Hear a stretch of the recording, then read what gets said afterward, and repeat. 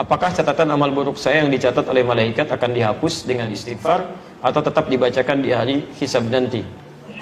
Baik. Pertama, Anda bisa temukan misalnya Quran surah ke-3 ayat 31, posisi paling kiri sebelah atas, dengan Quran surah ke-8 Al-Anfal ayat ke-29. Itu amalannya. Anda sebutkan istighfar di sini. Apakah istighfar bisa menggugurkan dosa-dosa kemudian dihapuskan, kan? Terus istighfar spesifiknya di Quran surah 51 ayat ke-18. Qul in kuntum tuhibbunallaha fattabi'uni yuhibbukumullah wa yaghfir lakum dhunubakum. Wa yaghfir lakum dhunubakum. Qul, katakan Muhammad, in kuntum tuhibbunallaha, jika kalian serius mencintai Allah, fattabi'uni, ikuti sunnah Nabi, tuntunannya.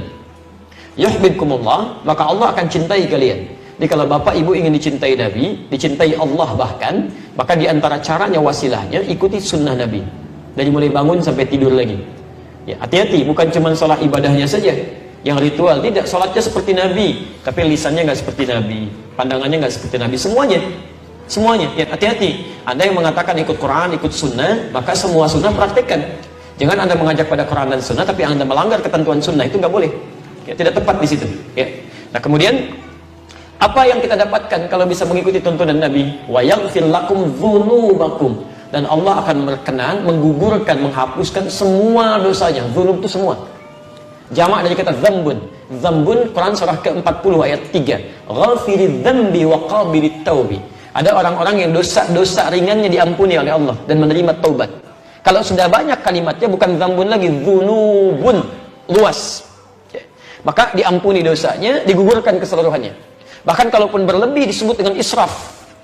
Banyak dosanya tak terlukiskan. Bunuh orang sekian dan sebagainya. Ya, Masya Allah, pernah berbuat ini, berbuat itu. Langgarannya banyak, disebut israf.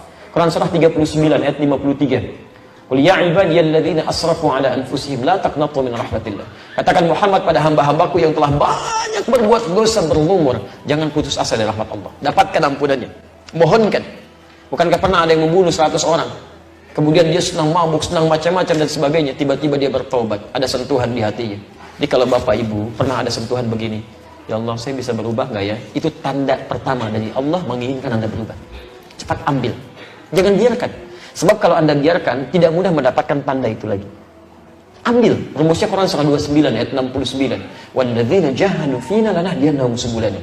Orang yang cepat merespon petunjuk kami akan bimbing dia untuk berubah. Bahkan nanti ada yang berubahnya drastis, disibghah oleh Allah. Quran surah kedua ayat 138. Ya, sibghatallah wa man ahsanu minallahi sibghah. Ya, ada yang disibghah. Sibghah itu kayak dicelupin. Ya, pernah bikin teh celup? Kalau dimasukin ke dalam airnya basah nggak tehnya? Basah. Ada orang yang dicelup langsung, disibghah. Jadi begitu dia tergerak untuk berubah, tiba-tiba seluruh perilaku hidupnya berubah. Kata-katanya berubah, pakaiannya berubah, penampilan berubah, kebaikan, itu sibghah namanya. Ada yang dicintai oleh Allah Subhanahu wa Ta'ala. Kalau sudah seperti itu, apa yang terjadi? Maka peluang pertama, langsung dihapuskan semua keburukannya, termasuk catatan amal buruknya. Selesai. Tidak diungkap, disimpan. Ya. Kalau dihapus masih ada nggak? Sudah, kalau dihapus bersih itu habis, selesai. Nggak ada apa yang mau dibacakan, dihapus, dosa dihapus. Bahkan ada di antara mereka yang masuk surga tanpa hisab.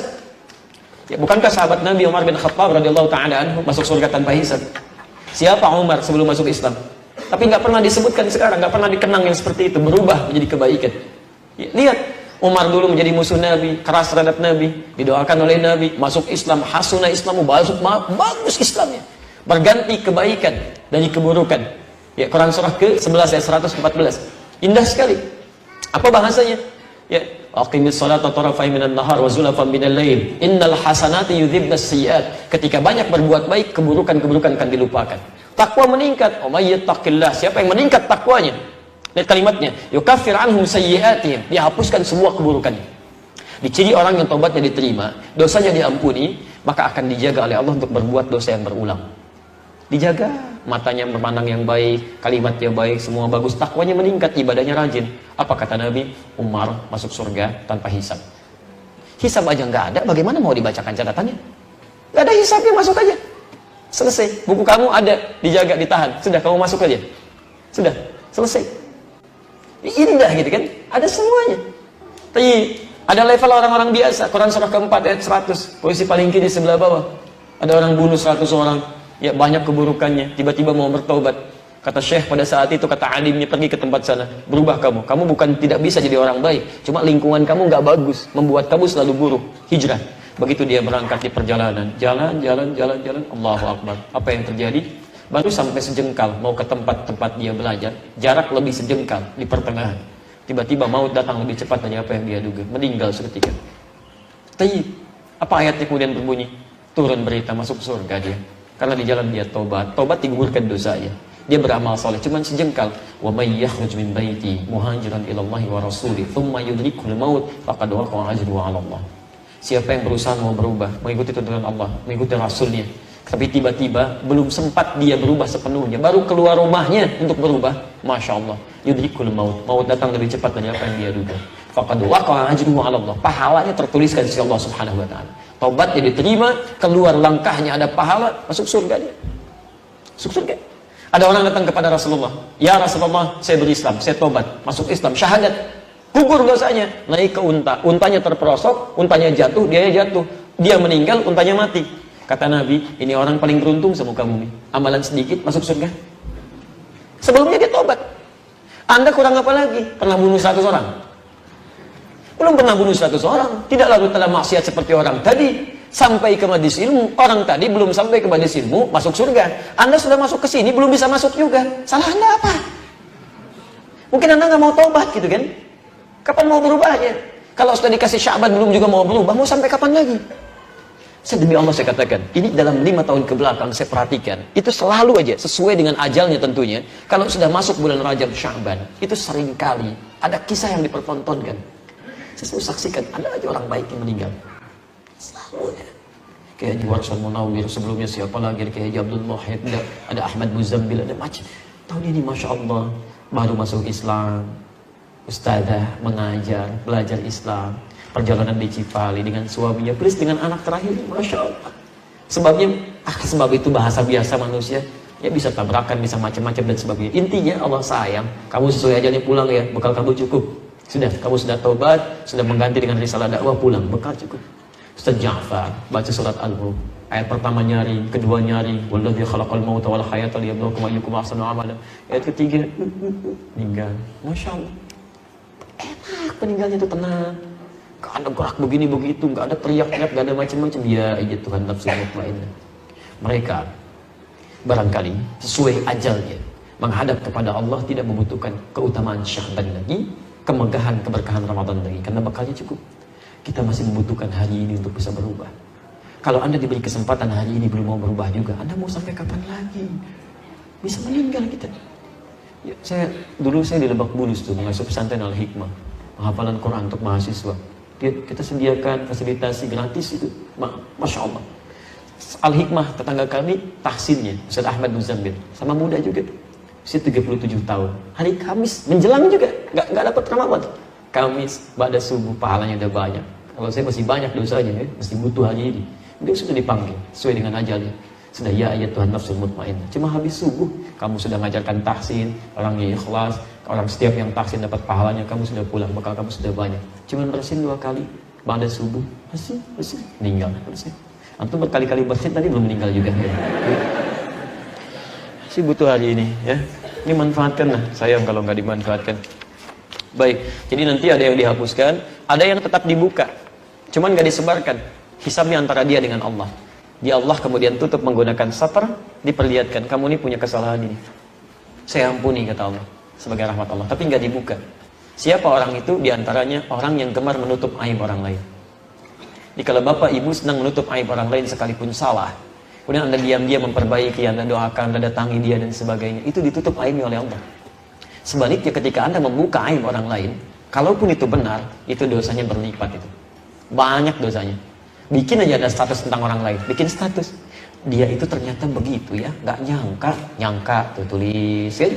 Nyebar, terus sebar ke banyak orang. Urusan Anda dengan dia kemudian selesai satu waktu, sudah bersalaman, tapi urusan dia dengan orang yang disebarkan, yang berprasangka buruk belum selesai itu. Bagaimana menyelesaikannya? Makanya hati-hati. Ya. Saya kemarin pulang dari satu negara, beberapa tempat. Ini saya doakan juga supaya berubah. Ini nggak boleh seperti ini. Ya. Ada orang-orang yang menyebarkan berita tidak baik sampai mengintervensi supaya pengajian kami dibatalkan. Itu panitia nangis depan saya. Datang nangis. Nyampaikan, Ustadz, saya ditelepon si fulan. Ustadz juga dan sebagainya. Oh, jangan terima dari Ustadz Adi, manhajnya rusak, begini. Masya Allah. Ya, dan disampaikan, itu Ustadz Adi sudah dinasihati oleh masyayikh yang besar, masyayikh kita, guru-guru kita. Tapi orang ngeyel. Saya katakan, tahu nggak, sampai hari ini belum ada satupun yang datang. Saya ajak ketemuan, gak ada yang datang. Dialog, gak ada yang datang. Senangnya nulis, ajak pertemuan di rumah makan, dia bilang. Mau makan itu tempat orang lapar, bukan tempat orang menuntut ilmu. Ya gak ada yang datang sama sekali. Nih saya bilang, saya punya bukti rekamannya, cuman saya nggak buka untuk menghormati orang itu. Karena kalau orang sudah tidak suka, dia akan tinggalkan semua kebaikannya. Kita harus hormati orang, sekalipun orang ada salah, kita harus adil. Jangan diungkap semuanya, keburukan-keburukan itu, supaya orang nggak tinggalkan. Jadi kalau orang sudah nggak suka ada kebaikan pun, dia akan mau ambil. Kita tahan naib dia menyebarkan naib kita, dan belum tentu benar juga di situ. Ketemu belum pernah, apa belum pernah, akhirnya, oh begitu Ustaz, dia pada nangis. Di telepon nggak bisa bayangkan. Nah, itu bukan sunnah. Itu nggak baik gitu kan. Apa yang Anda inginkan? Menyebar berita dusta, berjumpa juga tidak pernah, kan? Menghambat orang lain untuk belajar. Itu dosanya dosa banget. Dosa berlipat, nggak boleh begitu. Siapa yang mengajari Anda? Siapa guru Anda? Ya kan? Dari mana Anda bisa mengajarkan seperti itu? Itu nggak boleh. Nah itu hal-hal seperti itu, tapi saya nggak marah gitu kan. Silakan saja gitu kan, seperti itu. Anda daripada nyebarkan ke orang, kenapa Anda nggak datang pada saya? Sampaikan, ya. Kalau yang salah, di mana salahnya, tunjukkan. Ya, supaya kita perbaiki. Kalau Anda sayang pada saya, sampaikan pada saya, bukan pada orang. Karena yang dihisab itu saya, bukan orang lain. Anda ngapain sampaikan ke orang, nggak ada kerjaan. Ke saya nggak mau datang, diundang nggak mau datang, dialog nggak mau datang, tapi nyebarkan pada orang yang belum tentu salahnya. Lu Anda bikin tuntutannya. Wah, kupas tuntas video Adi Hidayat. Video. Saya cari di kamus video nggak ada, yang ada video. Ya, Anda lupa kesalahan Anda juga gitu kan. Jadi kadang-kadang suka aneh manusia di sini. Tapi saya nggak marah ya. Saya nggak marah, saya nggak mau mencela. Jangan balas kebodohan dan kebodohan yang sama. Sama aja bodoh kita ya. Jadi Anda pun nggak usah ikutan marah. Saya nggak marah, kenapa Anda marah? Ya, ada Ustaz telepon, Ustaz tadi sabar ya Ustaz ya. Ustaz, saya sabar, antum yang sabar. Kita nggak usah ikutan marah. Sudah, ambil gampang. Antum lihat siarannya, ambil baik-baiknya. Tinggalkan yang jelek, ya selesai. Dan saya nggak pernah nuntut apapun. Ya, tapi itu nggak boleh begitu. Kalau keterlaluan nanti saya juga bisa ungkap ya, hal-hal yang harus diketahui oleh umat. Anda tuh bingung saya. Anda tuh pernah nggak coba yang objektif berpikir dengan jernih ya? Bisa nggak dipahami dengan akal? Anda belajar tentang agama, menjadikan diri Anda lebih dekat dengan Allah. Tapi begitu selesai taklim, Anda kok saling mencela, saling berselisih. Saya bingung saya. Ada orang belajar, begitu pulang ribut dengan suaminya, pecah kongsi di situ. Masya Allah, ribut dengan tetangganya, nggak mau saling salaman. Bahkan saya pernah menemukan kasus awal-awal datang ke Indonesia ini, ada seorang istri ikut kajian, pulang-pulang ke rumah ribut dengan suami sampai mau pisah. Pak, lebih baik mencari pasangan yang sunnah daripada menikah dengan suami bid'ah. Oh, Masya Allah, padahal sudah belasan tahun menikah. Apa Anda lupa dengan kebaikan-kebaikannya? Itu diajarin apa di situ gitu kan? Anda salah apa sebetulnya? Jadi ada beberapa hal yang kita harus jernih berpikir. Coba zaman Nabi itu orang tuh tertinggal luar biasa, jahatnya banyak, saling banyak berkelahi, saling bunuh macam-macam. Ketika Quran turun diajarkan oleh Nabi, yang kasar jadi lembut, ya, yang terpecah jadi saling menyatu, yang mencela mencintai, yang merangkul, yang memukul jadi merangkul, semuanya indah dan ada peradaban. Jadi Qurannya sama, nggak berubah, hadisnya sama. Kok bisa Anda belajar saling mencela, saling berselisih? Sebenarnya bisnya di mana gitu kan? Nah, jadi saya mengajak kepada siapapun, termasuk kalangan para ustadz, harusnya kita duduk sama-sama. Semua. Ini kan di Indonesia ada yang ke Mesir, ke Madinah, ke Mekah, ke Libya, ke Oman, ke Maroko, ke Tunisia. Akan lebih indah kalau kita duduk semua bareng, bahas masalah umat. Ini umat butuh apa nih? Kelemahannya di mana? Kenapa ini sering ribut? Oh, dalilnya apa? Mungkin pelajaran kita begini, pelajaran Anda begini. Yuk kita temukan di sini. Kupas. Kemudian sampaikan pada umat. Kalau begini, berarti dalilnya ini ya. Kalau begini, ini dalilnya ini ya. Ustadz ini, alumni sini mengajarkan begini karena dipelajari begini. Itu enak tuh. Dan orang nyaman ibadah. Nyaman gitu kan. Itu yang paling indah. Ya, dan itu harapan insya Allah mudah-mudahan Allah berikan.